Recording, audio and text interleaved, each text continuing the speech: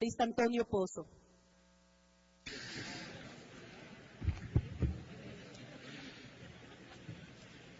Un importante pensador decía que lo que más irrita a los tiranos es la imposibilidad de ponerle grilletes a su pensamiento.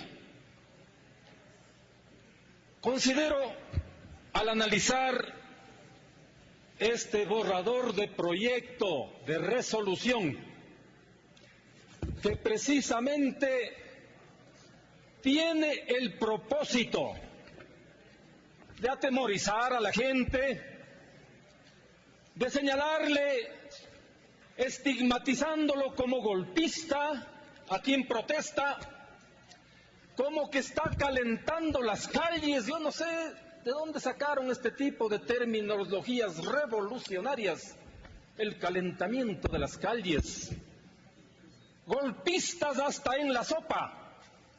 A mí me parece que más bien hay una especie de termocefalia en este problema, porque no es el tema de que se calientan las calles. A mí me parece que a alguien se le calienta la cabeza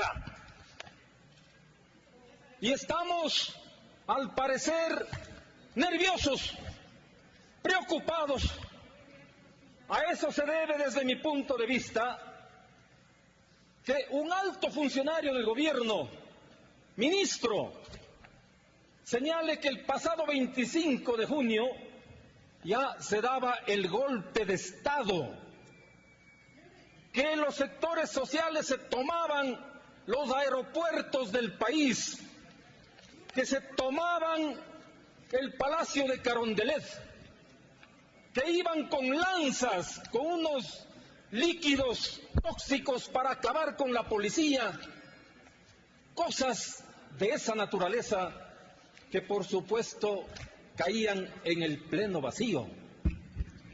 Y cuando en este documento, adicionalmente, si ustedes ven en cada considerando, se habla de la extrema derecha, la autora de estos actos de golpismo, de sabotaje, de desestabilización, yo me pregunto, los 400.000 ecuatorianos que salieron a las calles de Guayaquil, ¿son de extrema derecha?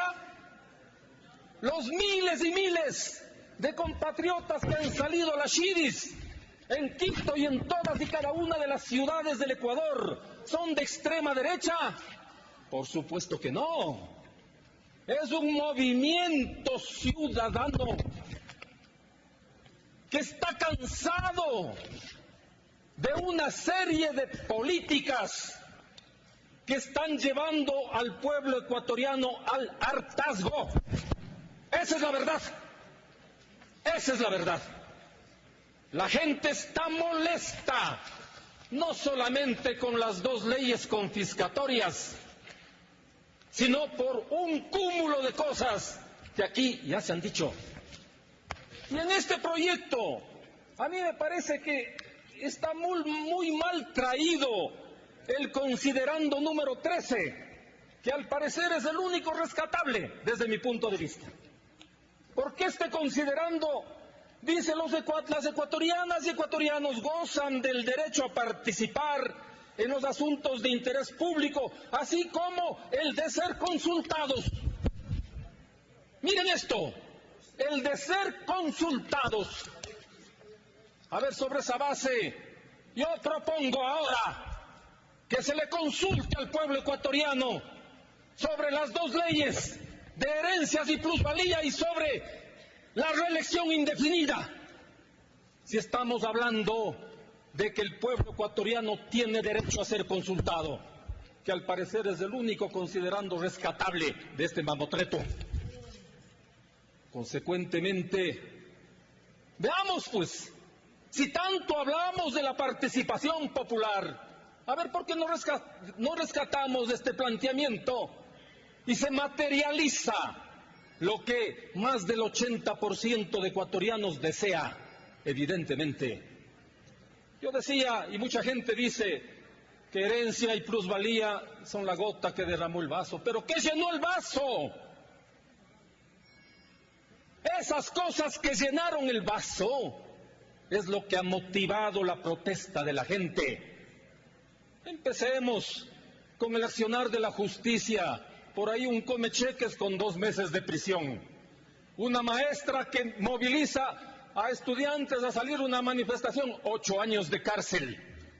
Jóvenes del Colegio Mejía, del Central Técnico, del Montúfar, que salen a una manifestación enjuiciados penalmente, marcados para toda su vida. Yo, cuando era estudiante universitario en la Central, fui presidente de la FEUE y jamás me enjuiciaron penalmente por las movilizaciones que yo organizaba, aún en la época de la nefasta dictadura militar. Pero ahora, criminalizada la protesta. Nuestro ex colega Clever Jiménez, enjuiciado penalmente sin levantarle la inmunidad parlamentaria. Esas son las cosas que molesta a la gente. Y aquí no se habla del tema de la deuda externa agresiva que está viviendo el país, pese a haber tenido los precios más altos del petróleo en estos últimos 8 años. Esa deuda ya supera al monto general del presupuesto general del Estado, y de eso se nos habla. ¿Cuándo vamos a debatir de estos temas también aquí, en este Parlamento que tiene la obligación de hacerlo? ¿Cuándo debatimos sobre el Estado obeso que molesta a la ciudadanía, con más de 40 ministerios, incluyendo el de la felicidad? Como decía un colega una vez, el Ministerio del Buen Comer, que al decir de Felipe Burbano de Lara el día de hoy, en el diario El Universo dice, eso es el emblema del despilfarro y la desfachatez. ¿Cuándo molesta a la gente ecuatoriana, no la ultraderecha, a los ciudadanos, actitudes como estas, como el tema de la seguridad social, de haberle eliminado el 40% del fondo de pensiones? El engaño, porque no es otra cosa que un engaño, la eventual incorporación de 1,5 millones de amas de casa a la seguridad social, sin servicios de salud, sin prestaciones, con 20 años de aportes y para jubilarse a los 65 años de edad. Yo me pregunto, un ama de casa que se afilia a los 20 años de edad, va a aportar 20, tendrá 40 y tiene que esperar 25 años más para tener una pensión jubilar mensual de 76 u 80 dólares. Por eso es que decían muy bien, pues frente a la crisis fiscal lo que se requiere es tener recursos de 6,000 millones de dólares con este motivo.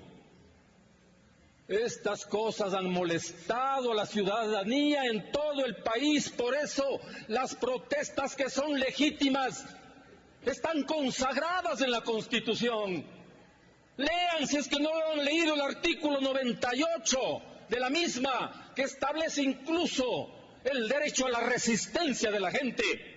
Así que no nos vengan con golpismo, con desestabilizadores. Esto más bien suena al nerviosismo que está caracterizando en estos últimos tiempos a determinados funcionarios de la élite gubernamental, como el caso que ya referí del supuesto golpe del pasado 25, que iba a estar encabezado por la colega Lourdes Tibán. Vean estas cosas, queridos compañeros. Estas cosas tienen que ser analizadas con profundidad por parte de la ciudadanía. El miedo es el mayor suplicio que en determinadas esferas oficiales se está viviendo últimamente. De ahí proyectos como este malhadado que ahora nos ocupa.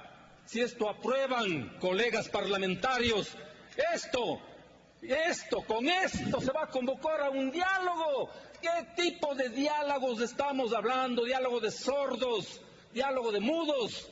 De eso no se trata. Ya 8 años y medio, y a estas alturas convocar a un diálogo para pensar en el país que queremos. Por favor, es necesario que diálogo profundo al cual no nos oponemos sea conducido por un ente realmente autónomo, independiente, transparente. Incluso hemos propuesto que puede ser la propia Conferencia Episcopal Ecuatoriana. Gracias. Tiene la palabra